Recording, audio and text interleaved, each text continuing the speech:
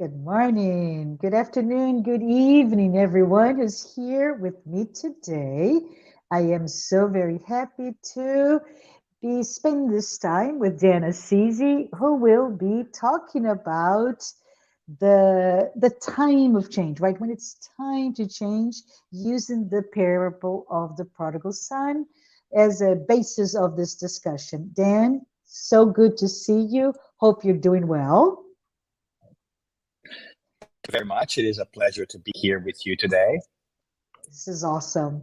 But for those of you who are tuning in, and this is the first time, please note that you are welcome to this discussion about Spiritism. And the Solitude Center for Spiritual Living is an organization that is a bit different than most Spiritist centers out there. We are 100% virtual, and all of our founding members are spread across the world. So we have workers, volunteers, but the board of directors, if you will, if you can talk like that, are based in the US, like me, Brazil, China, and Germany. But I wanted to not spend so much talking about us. I want to talk about Dan, who graciously agreed to be here with me and with you. For those of you who may not know Dan, let us do a formal introduction. So Dan Assisi, Ed.D, MPA, PMP, is an award-winning author, and he is internationally welcome and celebrated speaker. Dan has delivered hundreds of discussions or talks, presentations, and conferences on spirituality over 60 cities and 4 continents.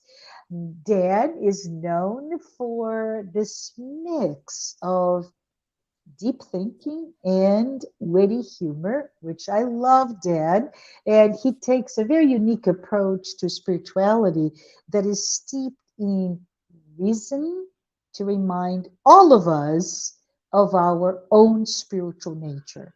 I want to call out the fact that Dan has written his book, Our Road to Damascus, and I welcome everyone out there. It is available in printed format. Is it in Portuguese or English only? Dan,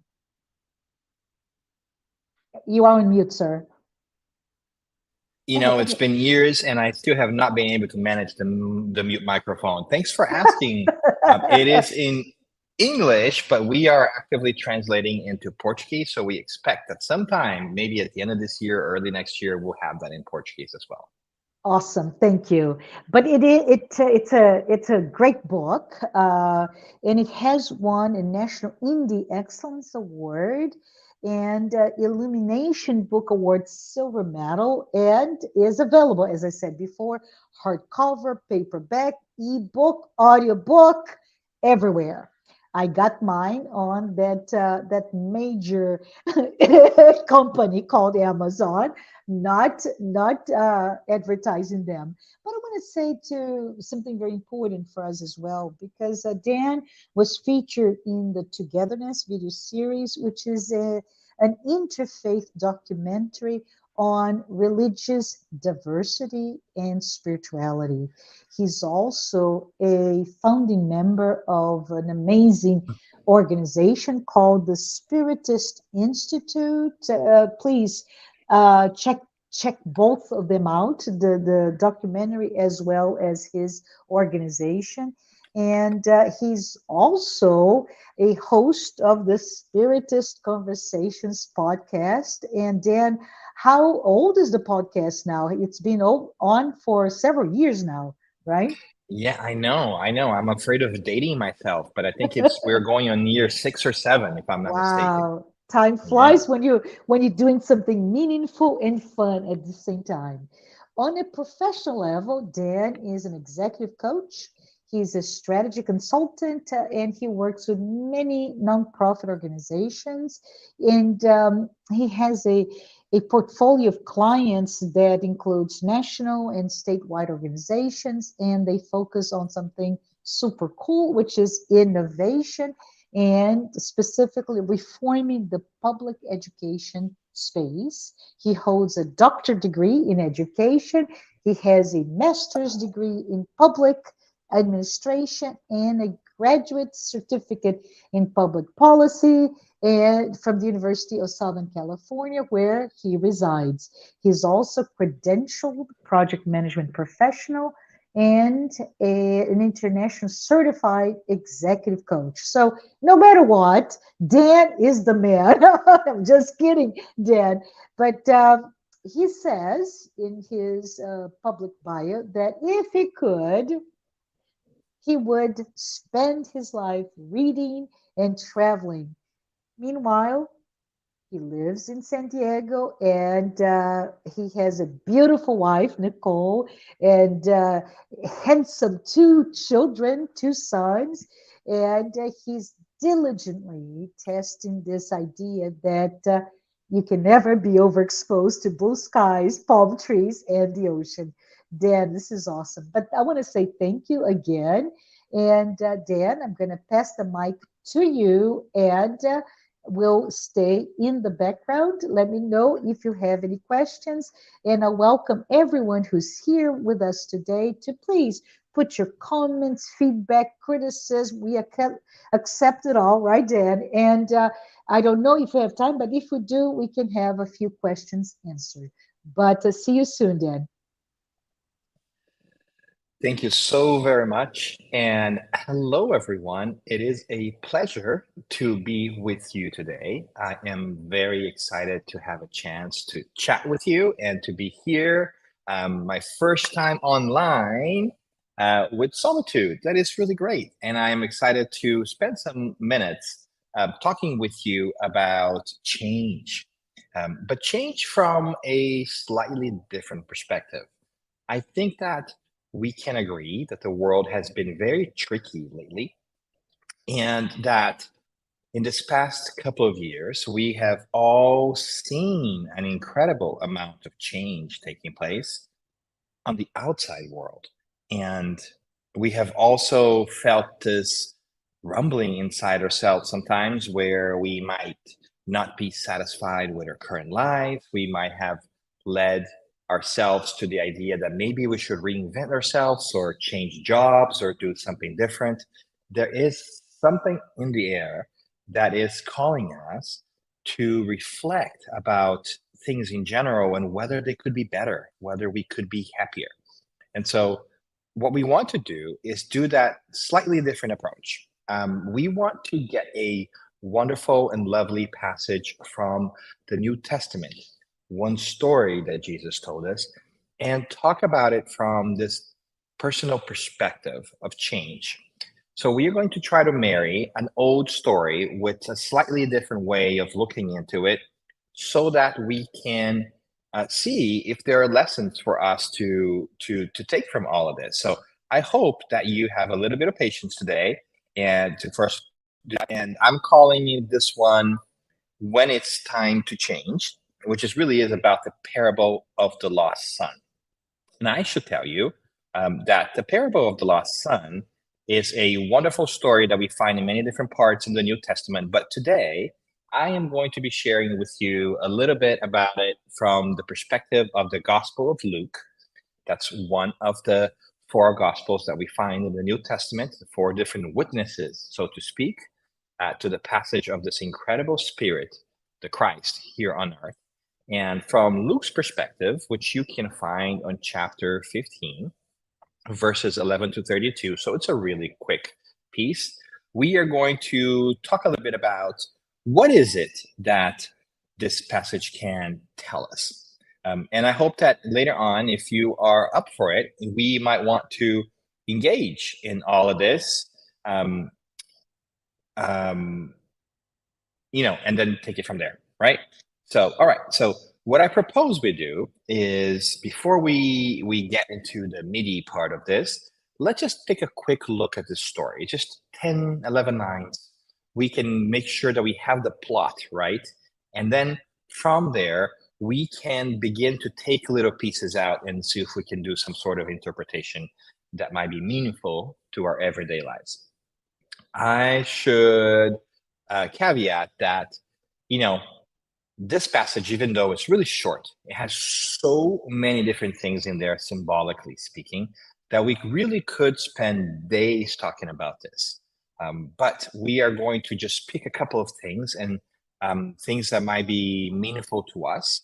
But if more questions come up, or if we want to keep the conversation going later on, we can connect over social media or somewhere else and continue that conversation, right? But let's dive in. So bear with me as we go ahead and do that. And let's go ahead and read this parable really quickly and then dive into its meaning. Okay, so here's how it starts. Jesus is talking to people, and then he wants to illustrate his point further. So he goes, to illustrate the point further, Jesus told them this story. Here it comes. A man had 2 sons. The younger son told his father, I want my share of your estate now before you die. So his father agreed to divide his wealth between his sons. A few days later, this younger son packed all his belongings and moved to a distant land, and there he wasted all his money in wild living. About the time his money ran out, a great famine swept over the land, and he began to starve. He persuaded a local farmer to hire him, and the man sent him into his fields to feed the pigs. The young man became so hungry that even the pods he was feeding the pigs looked good to him, but no one gave him anything. When he finally came to his senses, he said to himself, at home, even the hired servants have food enough to spare, and here I am dying of hunger. I will go to my father at home and say, Father, I have sinned against both heaven and you, and I am no longer worthy of being called your son. Please take me on as a hired servant. So he returned home to his father. And while he was still a long way off, his father saw him coming, and filled with love and compassion, the father ran to his son, embraced him, and kissed him. And his son said to him, Father, I have sinned against both heaven and you, and I'm no longer worthy of being called your son. But his father said to the servants, Quick, bring the finest robe in the house and put it on him. Get a ring for his finger and sandals for his feet. And kill the calf we have been fattening. We must celebrate with a feast. For this son of mine was dead and has now returned to life. He was lost, but now he is found. So the party began. Seems like a pretty good story so far, right? But he keeps on going. Meanwhile, the older son was in the fields working. When he returned home, he heard music and dancing in the house. And he asked one of the servants, what was going on? The servant replied, Your brother is back, and your father has killed the fattened calf. We are celebrating because of his safe return. The older brother was angry and would not go in. His father came out and begged him, but he replied, All these years I have slaved for you and never once refused to do a single thing you told me to. And in all that time, you never gave me even one young goat for a feast with my friends. Yet, when this son of yours comes back after squandering your money on prostitutes, you celebrate by killing the fattened calf. His father said to him, Look, dear son, you have always stayed by me, and everything I have is yours. We had to celebrate this happy day, for your brother was dead and has come back to life. He was lost, but now he is found. Ooh, a little bit of family drama over there, right? A couple of things going on, but let's kind of take a quick minute just to review what happens in the story so that we have the plot right, because lots of different things going on here. This is not a traditional soap opera, but there's quite a bit of different wrinkles and different plot twists here. So let's do this for a quick second, and then we can go ahead and dive into the meaning of things. Okay, all right, so let's do this. Well, so first, what we do see here is the fact that we start at the farm, right? And working at the farm, we find two sons and a father, and of course, servants. And one of these sons decides that he does not want to wait for his father to die, for him to get his inheritance. He's pretty adamant and pretty courageous, and let's face it, a little bit insensitive, or maybe a lot insensitive. And he goes to his father and says, I don't want to wait for you to die so I can get a part of the estate. Can you give it to me now? And surprisingly, the father does. So the father then gives a great chunk of what he had to the son, giving him his inheritance while he's still alive. And then we learn that a couple of days later, this son, taken by this new wealth, decides that he no longer wants to stay at the farm. He no longer wants to work at the farm. He's going to go out into the world and find out and live it up, right? And find what things can be like. So he goes to this distant land. He goes away and far away from the farm, and he lives it up in all kinds of, as the parable tells us, wild living. So he is enjoying it. He is pleasing his senses. He is drinking everything. He's eating everything. He is making all kinds of friends, and savory or not, and he is just living it up. And soon enough, we are told that he has squandered all his money. And think about this for a second, friends. He has just gotten his inheritance. And it was, inheritance generally are big, especially when you own a farm and so forth. So he actually went through quite a bit of money quickly, just blew it out, right? Just wasted all of this. And at the same time that he lost all his money, a famine hit this new land that he was in, right? And so in this famine, he became hungry because now he has no more friends, because obviously the friends that he had made at his distant land and the woman he was seeing and everything he was doing was not really built on strong ties. It's just pleasure seeking. So all of a sudden, this famine hits this land. He doesn't have any more of his money. Nobody's really helping him. He has no friends because those were not his real friends, and he's hungry. And what does he decide to do? Does he decide to go back home? Not yet, no. He wants to stay there, and he wants to go back to the life he had while he was over there. So he convinces a farmer to let him work in his land, and now he has to work again. And so he is given the job of feeding the pigs in that farm. And as you can imagine, in a farm, there are different kinds of jobs, but feeding the pigs is not one of the most alluring and exciting ones, right? We know how pigs live. We also know that back in the time, Jews had a particular thing about pigs. You were not able to, you should not be able to eat pigs because it wasn't good for you. It was prohibited by the law, by the Mosaic law, and so forth. So he is given here the worst possible job you can have. And it's so bad that he actually, as he's feeding the pigs, which, as you might imagine, they eat about anything. And even the food that they were giving the pigs, that he was giving the pigs, even the leftovers and all the scraps and everything else he was giving to the pigs, sounded appetizing to him because he was struggling and he was hungry and he was really suffering, and just trying to make ends meet. And so he has gone from a very different position from which he found himself just a couple of weeks or days ago. From living it up, he has hit bottom. He has gone all the way to the bottom. This is the only job he can get. He can't get anything else because he's got no skills. He's got no friends. He's got really no perspective.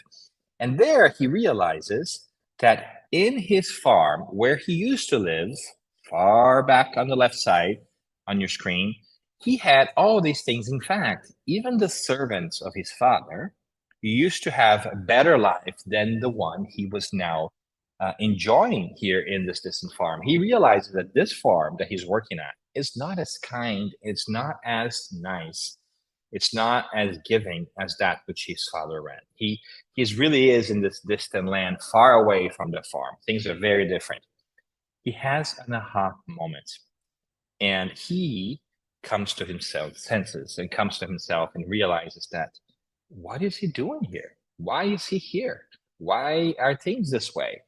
And so he decides that he is going to go back, and he realizes that he's messed up, that he's made choices that are not great, and he needs to kind of reevaluate things. And he decides he's going to go back to his father and say, Father, I have sinned against you, and I have sinned against heaven. That is to say, I have made a mistake, and I've hurt you, and I've also gone against the laws of the universe.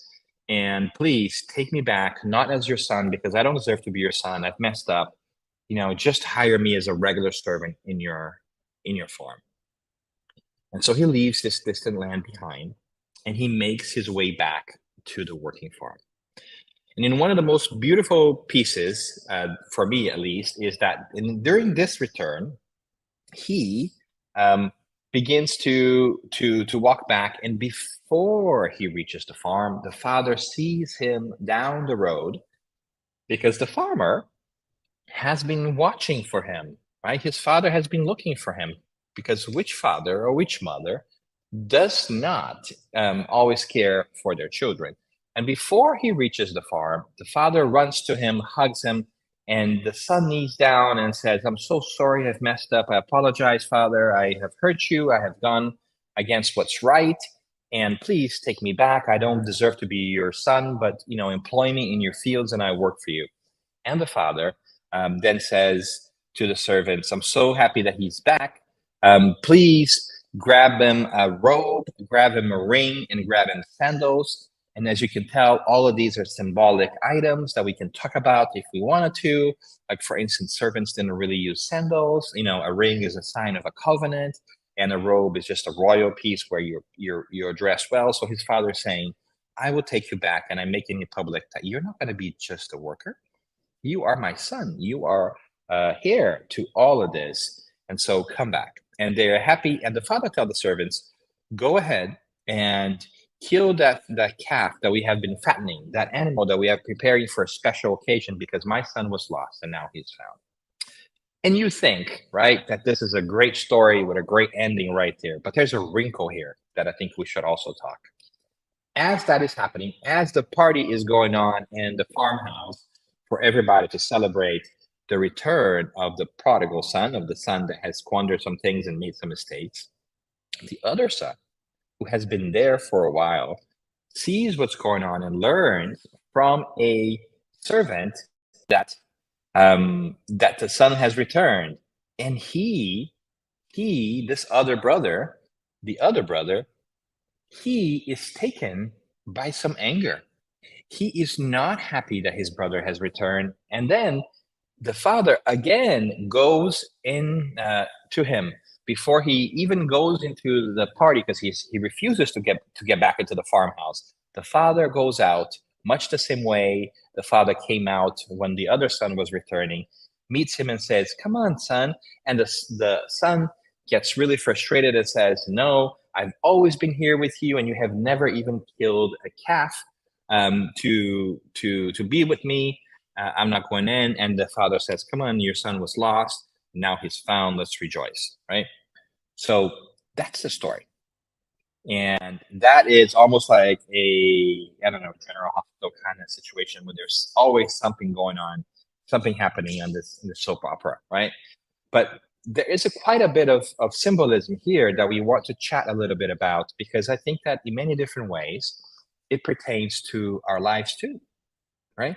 So as we look into what has happened here in this whole journey, we know that we have gone away from home. We have had an epiphany after we have squandered some of life's most precious resources, and we made our way back, and we returned to where we started, and then we had to deal with some relationships and some things too.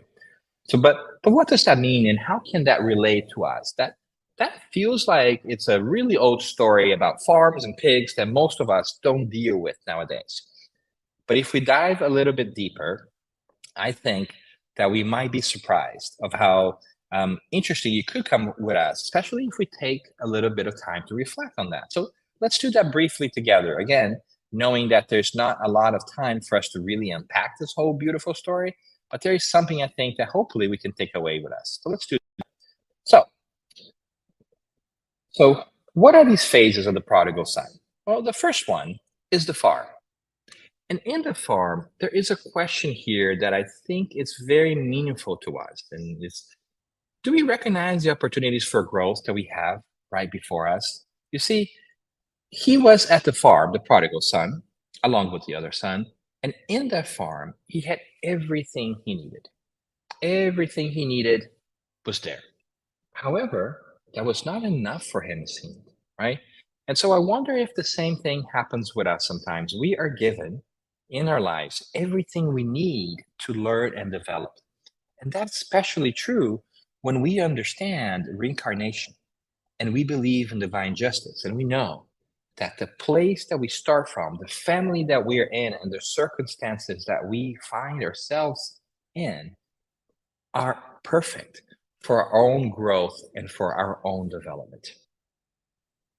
Our relationships that might be strained, the challenges we face, they have all been created and offered to us so that we can grow spiritually. So we have all the materials, all the resources, all the circumstances that are going to lead us to our best growth. We may not always think about that because we are thinking with our physical eyes. So maybe we have challenges at home with our family members and we think that we don't deserve that or that that is unfair. But when we begin to understand reincarnation and know that this experience is the result of many previous experiences and there's causes and consequences to it all, and that we have to make amends and learn how to deal with things from the past, we understand that the challenges we face today are the result of choices we have made in the past, and that now we are prepared to solve and tackle once and for all. So if you find yourself today in different moments where you are struggling with your relations, you're struggling with your quality of life, with your job, with your purpose and meaning, all of those things are here to teach you a lesson. It doesn't mean that you have to stay there or that you shouldn't change anything about them. But it does beg the question, are we really recognizing the opportunity in front of us? Are we really taking the time to be thankful for the things we have, for all these things and more? And what's really fascinating for me in this piece as well is that we are able, because the farmer here obviously stands for God, we are able to cash in our inheritance and we are able to move away from everything that we want to and try different things. That is to say, we have free will. And in this free will, we can go ahead and make choices and go to this distant land and to leave everything that we start with behind and try something else. We are allowed to do that. We can do that. It's up to us to decide how we are going to use these resources. And so, in this particular case, the prodigal son goes to this distant land. And we ask ourselves, how far away are we from God in our spiritual essence? Are we allowed to forget that we are spiritual beings and forget about all the things that we are learning, about the fact that we are more than our physical bodies, and just go and live things up and just pay attention to the physical world? Absolutely, we can. But will it benefit us? That is the question, right? So when the farmer leaves, the son of the farmer leaves the farm and goes out into the world, this distant land, we are seeing here a disconnection from that spirituality piece. He is leaving behind the work and everything else, the learning and the growth that the circumstances he has been afforded, and he decides that he's just going to enjoy things and live things up. So he goes far away. He eats and drinks everything. He makes all kinds of friendships. He hangs out with ladies that perhaps are not so wholesome. And he has a horrible, and man as well, of course. And he has a really, how do we say that? He has a really interesting life for a little bit of time. But because he's centered on himself and the physical pleasures, the pleasures of the physical body, he squanders all the money, all the resources that has been gathered up for him. A lifetime of resources goes away quickly, right? And that's an interesting piece. And I wonder if many different ways we as a society and we as individuals have not done that as well. Have we distanced ourselves from that spiritual understanding to just focus on what touches the physical body and to our senses? Are we just trying to run after the pleasures of our physical body? Are we just trying to give meaning to our lives by enjoying our senses as much as we can? We even have sayings in our culture today: you only live once, enjoy now, which is not particularly true from our perspective, as we know. So are we focusing so much on getting immediate gratification from our pleasures now, from drinking, from eating, from having sex, from having pleasures of life in general, and focusing on the material and forget what really lifts our hearts? And so when we go to this distant land, we are really moving away from our far essence. And this is what happens with our prodigal son, with the first son that we see. He has moved away. He has forgotten his essence. He's trying a life out for himself, but he's made a couple of choices that focus only on the here now and forgets the long-term him, his essence. And then what happens? Of course, when we focus only on ourselves and only on immediate gratification, what we have is squandered, goes away. And then we are faced with the next piece, which is the hunger. So what is this hunger that plagues our hearts? What happens when we, through all this process of moving away from God, from going through this learning process of trying to find satisfaction and pleasure, what happens when we realize that that doesn't fulfill us anymore? We feel this hunger. In this case, for him, is a physical hunger, right? This is the story goes. But for us nowadays, many times this hunger is a spiritual, emotional, personal one. We are in a world that is hungry for connection, for purpose, for meaning. We are having what some people call the great resignation, right? Where people are changing jobs, they are revisiting their perspectives. COVID and the pandemic has served a purpose in a way for us to revisit our desires and our wishes. And we are really just trying to find that meaning. And we are hungry. We want this, but we don't know where to find it. So we try to fill it up with things of the world because we've forgotten who we are. So we watch the entire, internet. We go to all the restaurants. We try to have sex with as many people as we can, hoping that the pleasure will be great. We do drugs. Obviously, not all of us. These are exaggerations for a purpose of illustration, but you get my meaning. We're so focused on all these things that we're hungry.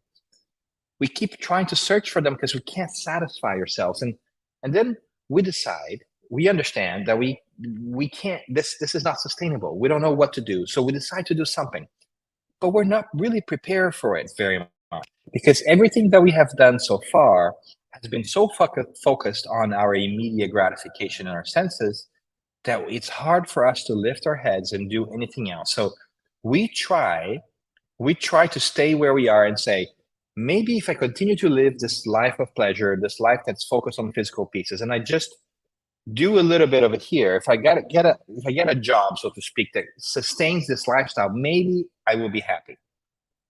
But we find out here that, when we live this life, only thing that we are really going to do is have a job feeding the pigs. And we ask ourselves, so why doesn't this work fulfill us? Right? And what does that mean? Well, if we are just really focusing on ourselves here and now in terms of immediate gratification and our senses, then we're really not developing any meaningful skills. we really don't have anything that we can really add to the world. It may seem like it. Maybe the jobs that we have are actually paying us money and we have a good standard of living, but are they adding to the world? Are they quenching that thirst that we feel, that hunger that we feel? And so we are just feeding the pigs. We are just doing the lowest of the jobs, just trying to survive. And then we struggle. And in many different ways, I wonder if this is also not the story of our society and our world today. During COVID and even before COVID, we were also struggling with this question already. We have distanced ourselves from our spiritual essence. We have paid more importance into the glamorous and glittery side of things, the shiny aspect of life. And we are pursuing our goals not for fulfilling ourselves emotionally and spiritually, but just to have things. We want a bigger house, we want more cars, we want more relationships, we want more money so we can do more things that not necessarily add to the world, because we are just really trying to quench our thirst for purpose and meaning. We think that the more followers we have on social media, the more loved we are, which is not the truth. We only tell people about the wonderful things that are in our lives, and we hide behind the masks that we have because we think that success is to just be in that distant land, partying it up. But is it? Is it really? The prodigal son, in many different ways, raises that question because we are all a little bit of the prodigal son. We're all trying to find that fulfillment. But we know that in many different ways, this life of appearances, this outwardly focused life, is not going to be fulfilling us for the long term. It might quench our desire and we might enjoy it for a little bit, but eventually catches up with us. And if it doesn't catch up with us in this lifetime, it may in the next, because we know that they're all connected. As a matter of fact, many times we in a Spiritist practice see that in our mediumship meetings. We have first person account of spirits, of people just like us, who had lives that they call themselves as successful, but that has led them to a great dissatisfaction with themselves afterwards. And they come to tell us of these stories so that we don't do the same things again. We are filled with those examples in Spiritist literature. We even have a wonderful book called Heaven and Hell, whose second part is filled with stories and first-person accounts of spirits who tell us how their life was in this world and how it is now in the spiritual world, and whether they regret that or if they're happy about it. And so we see that everywhere. And that is an interesting perspective. So what do we do? So in this moment of challenges, when we are not satisfied with our lives in the world, what do we do? Well, I think that the answer here might be significant in many different ways. We have to go back and have the moment that our friend, the prodigal son, has, this coming to self, this reflection. And we ask ourselves, when will we go back to our essence? When will we make time to reflect upon our lives and really begin to wonder, what is it that is truly important to us? And whether we already had everything we needed to begin with to grow spiritually, emotionally, intellectually. We have already been granted everything we need because God is kind, God is love, and God, by all means, is also a teacher. So we already have all the tools and all the resources that we need to grow spiritually, even though we may not have realized it. We have been so focused on looking at the outside world and judging ourselves by the success that we achieve in the physical world, in the outside world, that we have forgotten that. And all the success that we find on the outside world will not be enough in the long term to fulfill the quench for meaning and purpose that we find in ourselves. And so when we come back to selves, when we make time to reflect and understand that we are just sometimes feeding the pigs that we need to do something different, we begin to realize that we as immortal spirits who have as many lifetimes as we need to get things right and learn and grow and arrive at happiness that we know that we want and that God tells us that we deserve, we decide that we have to make the way back. We have to leave the distant land behind. We have to make our way back to that which is more important. We have to return to the farm. We have to return to God. We have to return to where we started. And so we do that. And that is an interesting perspective, because sometimes we're so used to this physical stance on things that we forget that it took the prodigal son a while to get to the distant land. He walked and he spent some time there. So our walk back to the Christ is also going to take a little bit of time. But fortunately, something really exciting here happens if we go back to our graph here. You remember that the return of the prodigal son, before we have to make the return back from the line that goes between number 2 and number 1 that you see on your screen, before we have to walk all the way back, even before we get back, when we are by number 6, we have learned that God comes towards us. So there is a little bit of mercy here in the sense that we have help. And we don't have to make all the way back. We don't have to go through all the challenges we faced again, because now we're learning, so that goes back quicker. So when we're coming back to ourselves, we get a little extra help. And God comes to us as the father and the mother that God is, and meets us before we get all the way back, hugs us and invites us back, because we know that in our hearts we have messed up and we need to do things differently.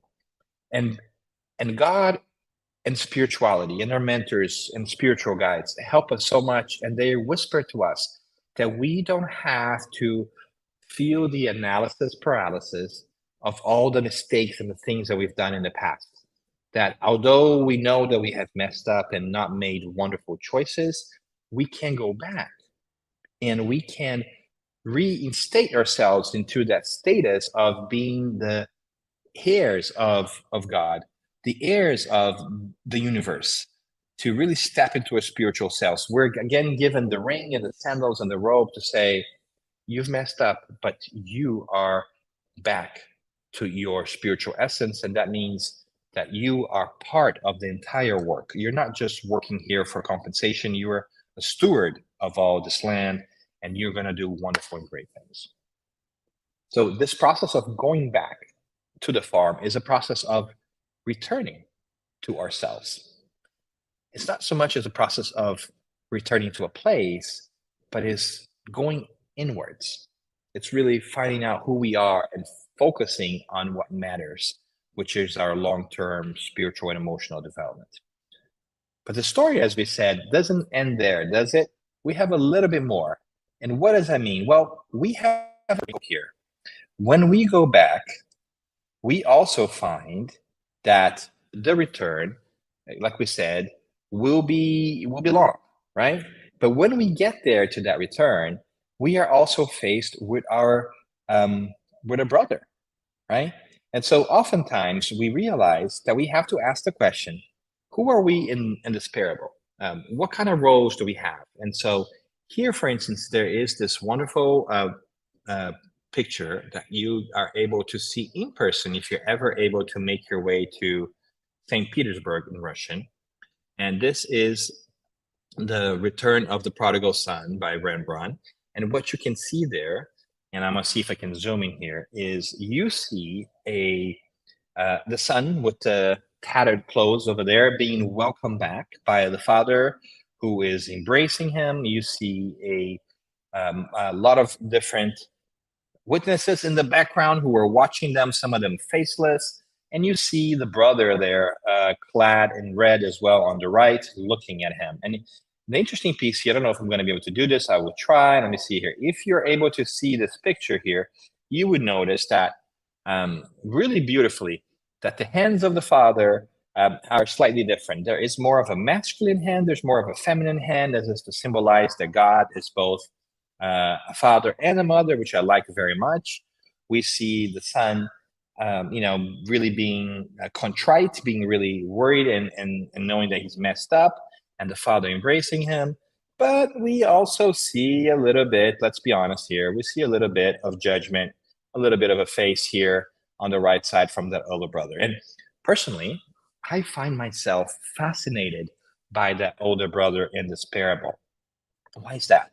Because when we first read this parable, we think that the person who is really in trouble, who really needs to make its way back to the father, is the prodigal son, is that son that asked for the inheritance. But how about the other brother, right? The other brother stayed behind, but he was not happy when his original brother came back. So even though he stayed in that farm, allegedly working with his father and serving him, his heart was also distant. His heart was also in a distant land, even though his physical body was there, because he didn't welcome back his own brother. And what does that say about him when he wants to inherit everything by himself and he has written off his brother to such an extent that when he comes back, he refuses to go into his party? And his father, much the same way the father did with the first son, because God is love, right? The Father, Mother God, goes in to him, just like God did with the prodigal son, the other son, and also begs him to come into the party, to enjoy that moment, and to be happy for the return of other people. But the older brother is also in a different distant land, like we said, and had his heart close to it. He is angry because he's comparing himself to others. He wants to be better than his older brother, and he thinks that his worth is because he has stayed in the farm working while his brother abandoned God. But the truth is, even though he stayed in the farm, he has not listened. He has not taken heed to the teachings of God either. So whether we make choices to go far away and squander our lives in unhappy, or whether we continue to live our lives in ways that are seemingly pleasing to God, if our heart does not change, then we are equally lost. Then we are equally in trouble because we have not fulfilled the requirements for entry into that party. We have also been lost. But God welcomes both of us back, and that is a beautiful piece. So in many different ways, we can ask ourselves, who are we in this parable? Are we the son that has made lots of wrong choices and moved away from where we were and have made our way back? Or are we the son who has maybe not had a wild life and not, moved far away from where we started, and that still is committed to growth, but hasn't really moved the needle in our hearts?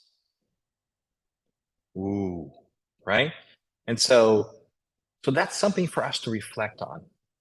That is something for us to think. Are we the son that leaves? Are we the son that stays? We know that the farmer here in this case is God, spirituality.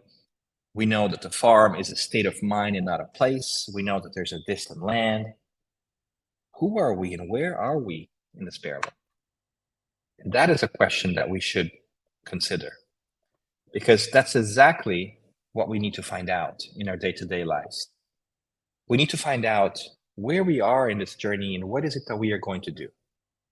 And more importantly, what is it that we are to do from now on? Regardless of who you find yourself to be in the story, regardless of where you think you are in the world today, what do you want to do from now on? Where do you want to go? What's important to you? How are you returning to that essence of who you are? Are you spending time reflecting on you as a spiritual person, you as a spirit that will outlive this physical body? And if you are loving God, are you following the mandates that have to come as a result of that? Are you being kind to others? Are you cheering on the success of your brothers who are lost and now are found? Are you rejoicing with the ability of coming back and working and adding to the world? Have you left behind the need to enjoy all the material goods in the world? Not that you can't enjoy the world, you can, but is that your primary focus, or is your focus to really grow yourself and to help others in the process?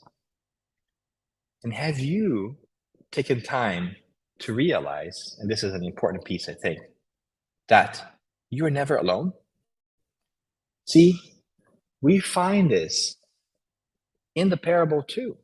At the end of it, the father says to the son or daughter who is making its way back, "You are always with me, and everything I have is yours." We have to celebrate this happy day, for your brother was dead and has come back to life. He was lost now, but he's found. You see, we are those brothers, a little bit of both in a way. We are making our way back, and sometimes we also struggle with being judgmental of others who are making their way back.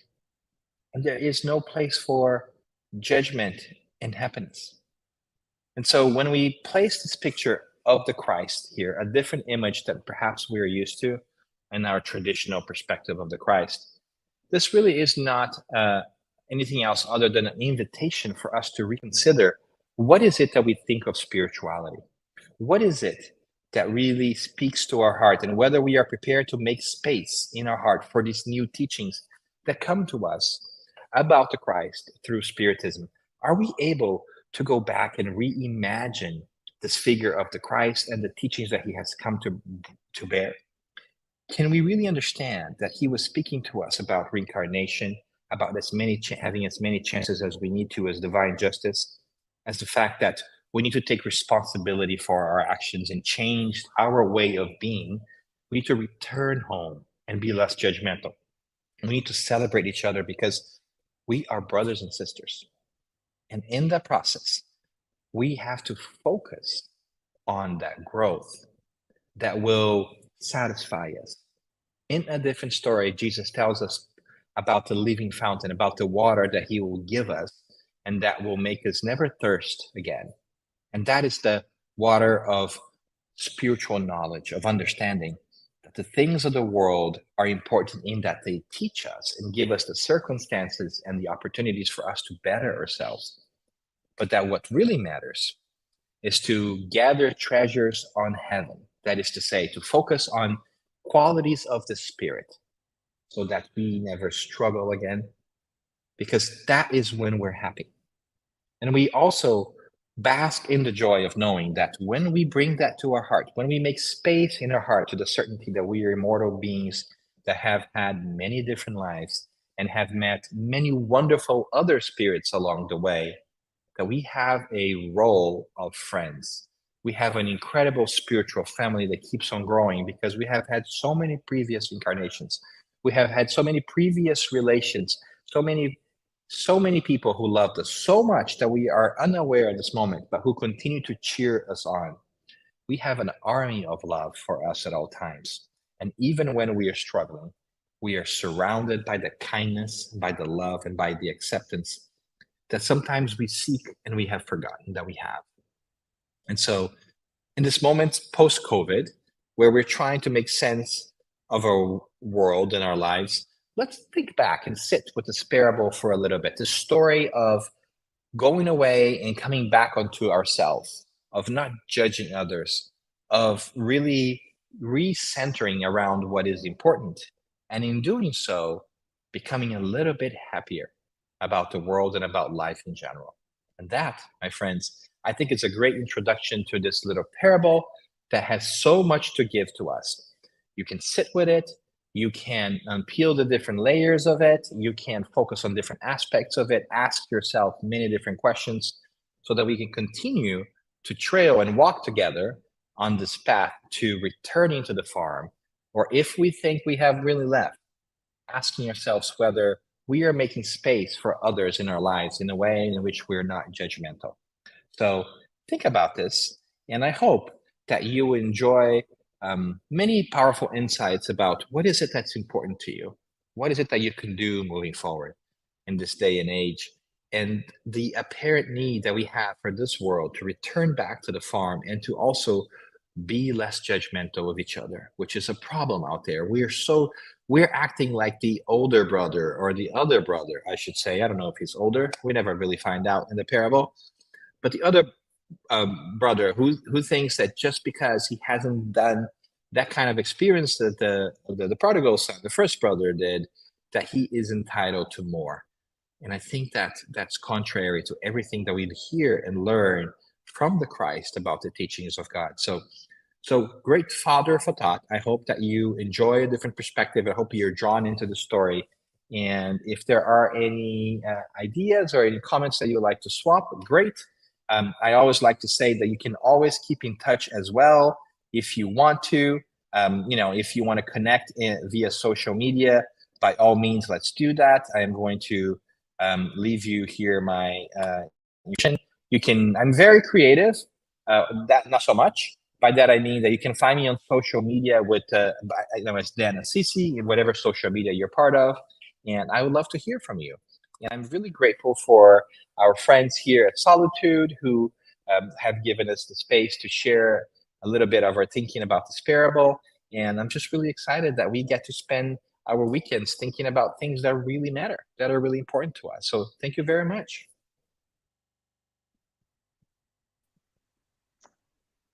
Hey Dan, how are you doing? This is awesome. What an amazing breaking down of a parable that we all heard before, right? This idea of the prodigal son and how we often relate to the prodigal son, all of our mistakes, and we make so many of those, and what it is. So, Dan, do you have maybe 10 minutes? We can go over a Yeah, couple of of questions. course, of course. Awesome. So, first of all, which is really probably an easy one, but why did Jesus teach us through storytelling? Because you've done that. You did a storytelling of a storytelling, right? What's important from a pedagogical perspective to teach through storytelling versus telling us something? Isn't that interesting? Jesus is so wise, as an incredible advanced spirit that he is. He knew of our needs. And not only did he know of our needs back then when he first told us the story, he also knew that we would need some sort of framework, some sort of teaching to continue to develop ourselves. So, what he wanted to give was not just a fish for the day, but he wanted us to teach how to fish. So, he leaves us with these beautiful time bombs, these little stories, these parables, right? That we hear, and sometimes we keep that in our minds because we are used to stories. And later on, with time and with reflection, they eventually explode in our brains. And we go, huh, I hadn't thought about it that way. So it's almost like a gift for our future, where we unpack the story and don't realize how beautiful it is until later on we have what we need to be able to dive a little bit deeper as the extraordinary psychologist and teacher and um, older brother that he is. So I think that these stories are really powerful because they let us carry that with us. And then when we are ready to go deep and dive deeper into it, we can see his meaning. And I think that he did a really great job as a teacher. And that's, by the way, one title that he has never denied. Many people in the New Testament try to flatter him and say, good teacher, or good, good master, and so forth. He says, nope, good is my father, not me, right? And they kind of give him all kinds of titles. And the only title he accepts is that of teacher. And he says, teacher that I am, right? And so he's here to do that. And I love how he is able to speak to our needs when we have time to think about it. To his disciples who are closer to him, he spoke frankly. And we're going to see some passages in the New Testament where he speaks clearly to people about what they should consider and they should not consider. But in others, when people perhaps don't have yet the context that's needed to understand things more deeply, he gives them this gift of a story. Yes. But it's not just any story. It's an allegory. It's a parable.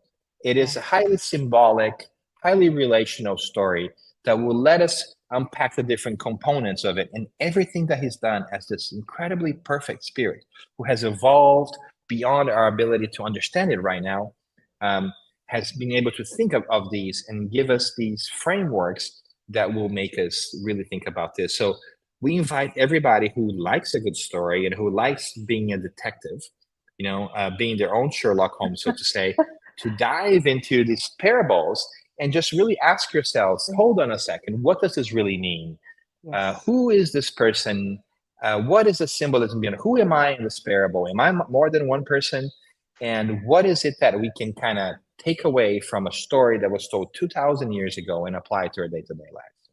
Yeah, I'm actually, this is on a personal note, wonder if we could perhaps go to that Rembrandt image of Rembrandt of the Return of Prodigal Son, and you talked about is just unpacking again the two hands, right, of the father, and each one has a very different, distinctly different characteristics, which is, you mentioned the feminine and the masculine, and that in itself we could spend a few minutes, right, Dan, talking about the in Joanna de Angelis, the integral human being. We talk about to integrating all aspects of us. The anima and the animus is one of them, right? The male and female sides of our energy and all those archetypes that we bring within us. But this is beautiful, beautiful, beautiful.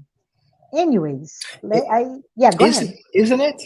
Isn't it? And I love that Rembrandt was able to have that light, that kind of reflection, right? Mhm. Because what we're really thinking about here, when we go back to the Jungian, Mhm. animus and animus, the female and the male, it really is not about gender, right? It's Mhm. about perspective. And I Mhm. love that because I think that that's what Jesus does so well, is showing us the perfect balance between both, right? He is strong and assertive, tapping into what some people would call the male energy when he needs to. And he's kind and accepting when he also needs, which some people would find as the female energy, right? Mhm. And Mhm. he shows us the perfect marriage between those two things. As a matter of fact, you might remember, it's a great teacher. That's what great teachers do, right? You might remember that other beautiful passage on the New Testament when this adulterous woman, is going to get stoned, and she's going to be punished. And people don't just want to throw stones. And eventually, he asks, like, he who has not sinned, cast the first stone. Everybody leaves, and he turns to her and asks her, right, woman, who condemns you, right? And who here condemns you? And she says, no one. And he says, then I don't condemn you either. You're free to go. So he's kind to her, right? Yes. But then he turns around and says, but go and sin no more. And like, but hey, pay attention, lady, right? Like, you also have to not make this again, right? Don't do Mhm. this again, right? Like, he's assertive, and he's also kind and considerate, right? Mhm. And I think that that's something for us to consider too, right? We have been given this image of leadership and so forth as being something strong, where we boss people around, and we are finding out nowadays that that has nothing farther from the truth. That if you really want to bring positive change about, you have to care for people around you. You have to be mindful of them, and you have to find ways of speaking to them in ways that they understand, while still holding your beliefs, right? The Yeah. way you believe. So I think Jesus does it masterfully. It's such a Yeah. wonderful thing, wonderful reflection for ourselves too. Yeah, in your experience as an executive coach, I can imagine that you find individuals at the highest hierarchical, you know, the apex, the summit of that mountain, and maybe a lifetime reaching out to it, and they get there and they're incredibly alone because potentially they may have moved away from what's essential, right? That connection. If you only think in the material perspective, you may lose the grasp with what is essential. And the essential in this case may not be a religious, spiritual essence, but it can be the essence of the endeavor, the whatever company, whatever value that you may bring in there. But so that's awesome. Yeah. So let's, Absolutely. yeah. Yeah, absolutely. I, You nailed it. I see so many people, Marcia, that mm, are very successful, and they mm, have this lack of fulfillment for the very yes. reasons that you're talking about. Yeah. It's Yeah. such a true piece. Yeah. I think, and that's the last question that I have. And I wanted to put a little bit of color to it from our conversations here. So the question is, we are unable to quench our thirst or satiate our hunger because we're focusing on the shining, this is using your words, right? Shining side of life. What do you think is needed to wake us up, to lead us to this time of change? But I wanted to bring here maybe the sense, which is this paradox of life. We spiritists believe in reincarnation. You mentioned that, right? You mentioned reincarnation. You mentioned mediumistic meetings and how much easier it is perhaps to understand that spiritual dimension of our lives, right? What is our essence?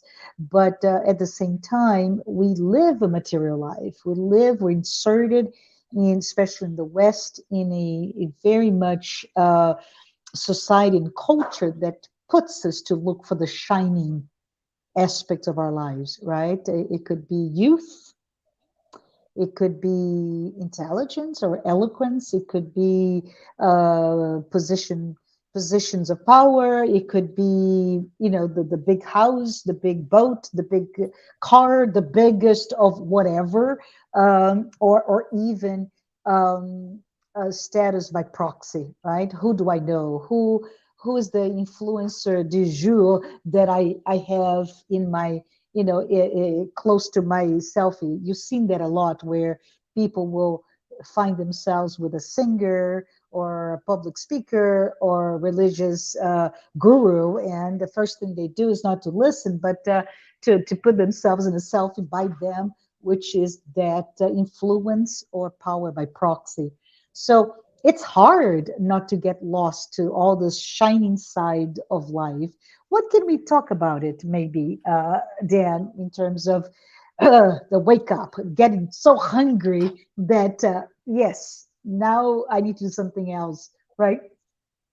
Yes, and it is so true, right? In this world of ours, it's kind of like a catch-22, right? It's Mm, paradoxical, like you said, because we need a little bit of spirituality to be awakened to spirituality, right? mhm. And so we need to make that reflection. We make time to think about whether there are more things than meet the eyes.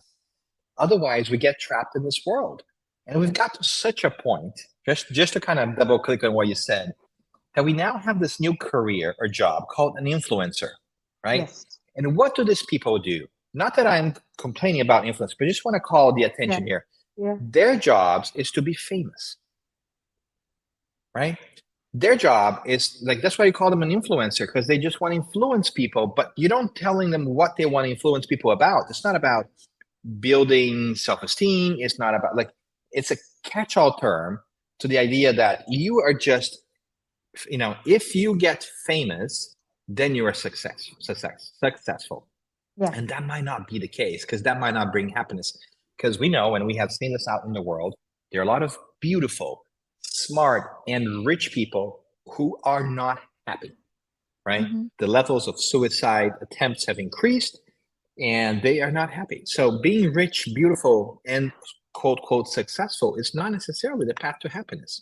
So what is it, right? So how do we get there? Well, maybe we need to question what's put in front of us. And I think this parable is a great example.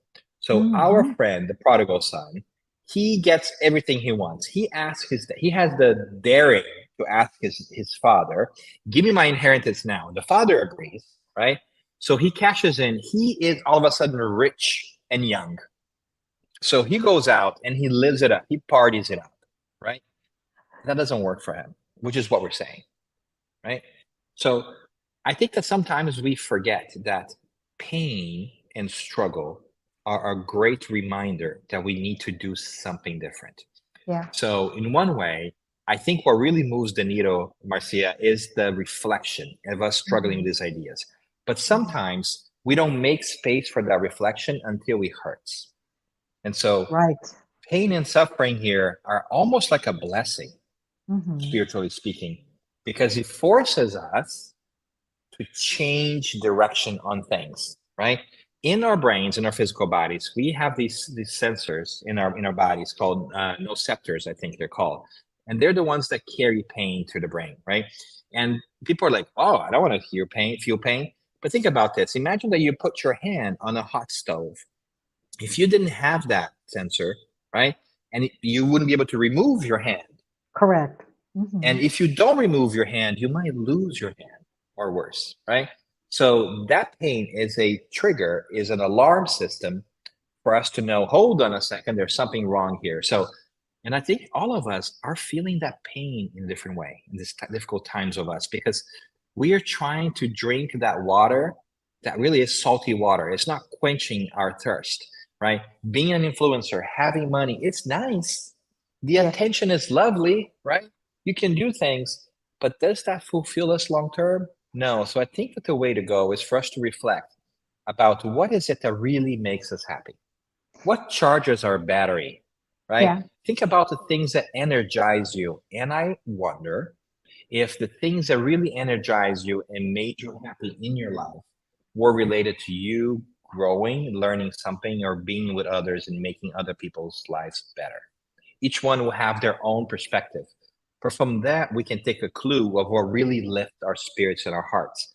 And when that happens, I think it gets a little bit easier and a little bit closer to the idea that, you know what, maybe we should pay attention to the spirituality thing. Maybe there's a lesson there that can help us zoom out and erase this programming that we have done unto ourselves, that success Unfortunately. is to be Yeah. rich, that Yeah. success is to be a CEO, and that success is to be beautiful, right? Or whatever it is. Or even that success means happiness, right? And Even, that's like even, the professional success yeah, equals happiness, right? yeah, yeah, Yeah, yeah. So, yeah. so I think it's important for us, all of us, you and I, and everyone who's here with us today, to really think about, to reflect upon those powerful, powerful words. And your explanation was beautifully done, Dan.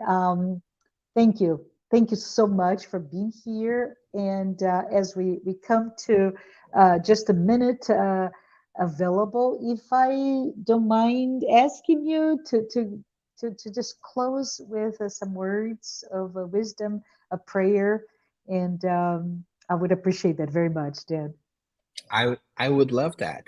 And before I go, great to see you, my friend. Yes. It's lovely to see. I mean, I love technology. We can see each other from different parts of the world. It's amazing. So I'm just happy to see your happy face. Thanks Yes. for being there. Thanks Likewise. for just being you. Yeah, and I will be honored. So let's take this moment, whatever it is that we may find ourselves, to just breathe in and be grateful for what we have. It may not be all that we want, but it's all that we need. Let us take a moment to reflect on the challenges that we have been given, because they will teach us such important lessons that will stay with us forever. And in doing that, let's also celebrate all the things we have already learned. Sometimes we forget that we have grown so much in this lifetime because we're only looking at the things that are not working out. But let's celebrate the things that are working out. Let's celebrate ourselves, our friends, the connections that we have, even if we cannot be together physically with each other, emotionally and spiritually, we can be with each other. And let's thank God for all of this, for giving us the tools, the abilities, and the circumstances in which we can take a moment to take stock of what we have and what we really want to do with our lives, so that we can take more decisive steps towards our happiness. Let us give ourselves the space and the opportunity to go in a different way if we want to. Let us be reminded of the journey of the prodigal son who wandered away from what was truly important for a little bit, but returned. And let's remember that we all are doing that. We are all in a journey that sometimes leads us to forget briefly who we truly are, but that returning home is always possible and that we are always welcome back, no matter what kind of choices we have had before, because God does not judge us. God loves us. God is here to help us grow to the best of what we can be. And it might take a little bit of time to make that journey back. It might take a lot of bit of time to make a journey back. But we are so grateful. And that's why we thank God, our spiritual guides and mentors, our spiritual family for reminding that of all this. And we hope that we may make time for ourselves to think about what's important in this lifetime. So I am very grateful today to Solitude. I'm very grateful for the prodigal son, and of course our older brother Jesus Christ, who has left us these wonderful maps back onto ourselves. May we have the chance and the opportunity to reflect on them, and by doing that, find easy steps forward for our own personal fulfillment and our happiness. Thank you, God. So be it. So be it. Thanks, everyone. Thank you, Dan, and see you at another time. Bye, everyone.